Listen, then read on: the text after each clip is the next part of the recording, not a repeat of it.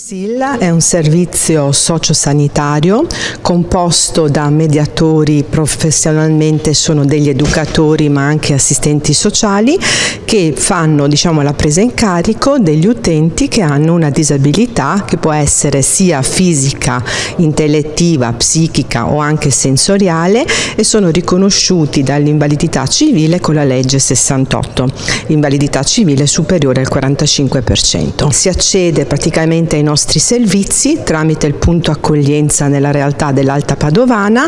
o su segnalazioni da parte del centro dell'impiego o con una stretta collaborazione con un protocollo con i colleghi sociosanitari che sono il CSM e anche il SERD. I nostri educatori utilizzano praticamente lo strumento SVAMDI o fanno tutta una valutazione sociosanitaria e vanno a capire quali sono i bisogni, le capacità lavorative della persona e in che contesto può essere praticamente inserita. Dunque gli strumenti a disposizione sono due: il tirocinio formativo,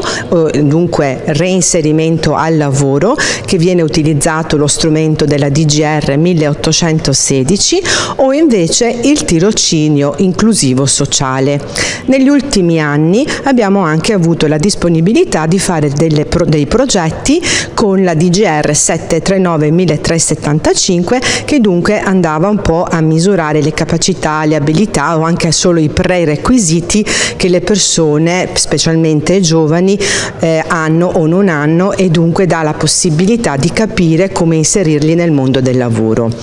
Prevalentemente noi collaboriamo praticamente con il centro per l'impiego, i nostri educatori sono anche presenti all'interno delle commissioni medico-legali come operatore sociale, dunque anche nel rafforzare eventualmente la legge 68 percorso B. Nello stesso tempo noi collaboriamo anche prevalentemente con gli assistenti sociali, perché come la grande difficoltà di oggi non è soltanto avere delle capacità, delle abilità lavorative, ma anche il contesto sociale tipo abitativo, famiglia, rete, perché chiaramente si è ben capito che non è soltanto il posto di lavoro ma un po' tutto l'insieme.